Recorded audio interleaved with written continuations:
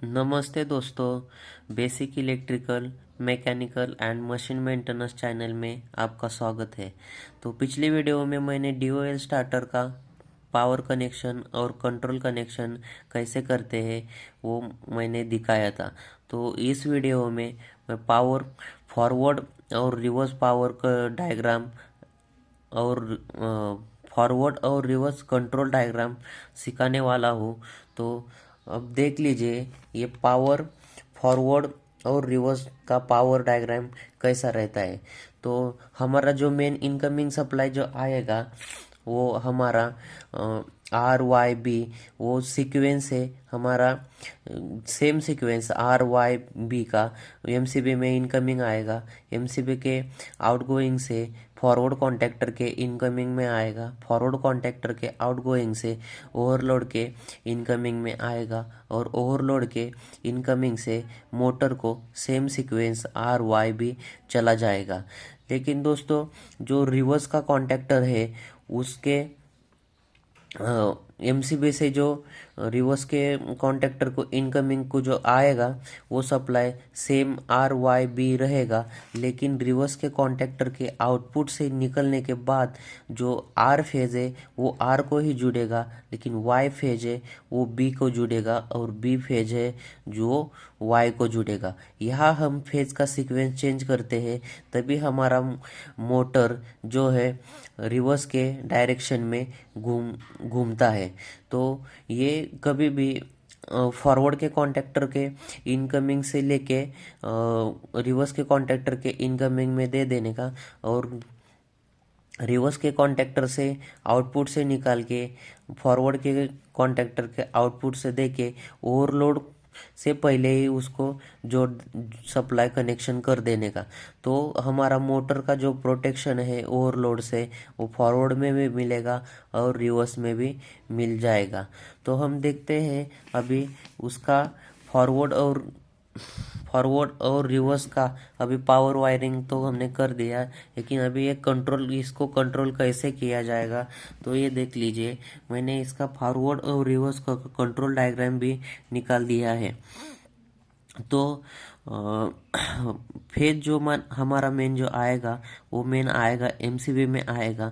MCB के बाद में ओवरलोड का जो एनसी रहता है ओवरलोड के एनसी में चला जाएगा और ओवरलोड के एनसी से इमरजेंसी के एनसी में चला जाएगा और इमरजेंसी के एनसी से निकल के हमारा फॉरवर्ड के स्टॉप के एनसी को आएगा और फॉरवर्ड के स्टॉप के एनसी से हमारा स्टार्ट के एनो में आएगा और स्टार्ट के एनो से हमारा जाएगा जो रिवर्स का कॉन्टैक्टर है उसके ऊपर का जो एनो आयरन ब्लॉक रहता है उसमें से हम इंटरलॉकिंग करके वो एनो से हम A1 कॉइल को दे देंगे। ये इंटरलॉकिंग करना दोस्तों बहुत ज़रूरी रहता है, ये सेफ्टी के पर्पज़ रहता है।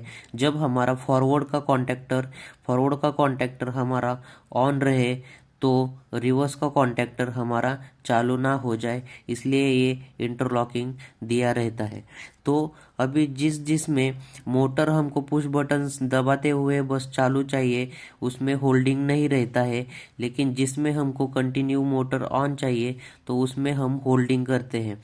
तो ये दोस्तों होल्डिंग ना हमारा स्टार्ट का जो एनो रहता है, स्टार्ट के एनो के इनकमिंग से लेके हमारा जो फॉरवर्ड का कॉइल का जो एनो रहता है उसके कॉन्टैक्टर के ऊपर का जो एनो रहता है उसी से होल्ड करके हम फिर से A1 को फॉरवर्ड के कॉइल को दे देते हैं, तभी ये हमारा फॉरवर्ड का कॉन्टैक्टर होल्डिंग हो जाता है। तो अभी हमारा हो गया, ये फॉरवर्ड का कनेक्शन हो गया। तो अभी हम रिवर्स का कनेक्शन देखते हैं कैसे रहता है। तो पहले इमरजेंसी के एनसी से के आउटपुट से हम मेन फेज ले लेते हैं और स्टॉप पुश बटन का एनसी ले देते हैं। वो रिवर्स का स्टॉप पुश बटन का एनसी रहता है और रिवर्स के स्टॉप पुश बटन के एनसी से निकल के हमारा रिवर्स के स्टार्ट के एनो में चला आता है और स्टार्ट के एनो में जाने के बाद ये जो जाता है फॉरवर्ड के कॉन्टैक्टर के एनो में चला जाता है और एनो से इंटरलॉकिंग होके ये हमारा फिर से रिवर्स के कॉन्टेक्टर के कॉइल को A1 को चला आता है। और ये न्यूट्रल हमारा A2 को और A2 को हमारा कॉमन से चला आता है, रिवर्स के और फॉरवर्ड के दोनों को कॉमन में हो जाता है। और हमको इसी को भी होल्डिंग करना है, तो हमारा स्टार्ट का जो एनो रहता है वो स्टार्ट के एनो के इनकमिंग से लेके हमारा जो रिवर्स का जो कॉन्टेक्टर का जो एनो है उससे निकाल के हम इंटरलॉकिंग से A1 कॉइल को दे देते हैं।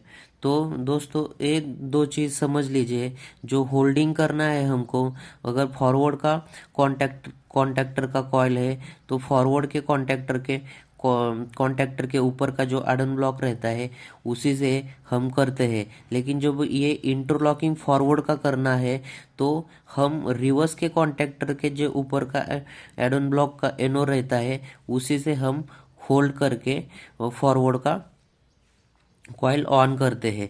और रिवर्स का जो हमको होल्डिंग करना है तो रिवर्स के कॉन्टेक्टर के आयरन ब्लॉक से हम होल्डिंग करते हैं। लेकिन जब इंटरलॉकिंग देना है तो हमारा रिवर्स कॉन्टेक्टर का कॉइल रहेगा, तो हमारा फॉरवर्ड के कॉन्टेक्टर का जो एनो रहेगा उसी से हम इंटरलॉकिंग करके उसको कंट्रोल करते हैं। तो ये जो इंटरलॉकिंग है वो बहुत ज़रूरी रहता है। वो दोनों कॉन्टेक्टर के सेफ्टी के लिए और मोटर के सेफ्टी के लिए रहता है। जो ये इंटरलॉकिंग के वजह से हमारा एक ही कॉन्टेक्टर एक ही टाइम में ऑन होता है। तो ये कंट्रोल डायग्राम भी आपको समझ में आ गया होगा, और नहीं समझ में आ गया होगा तो कमेंट में बता दीजिए। और धन्यवाद।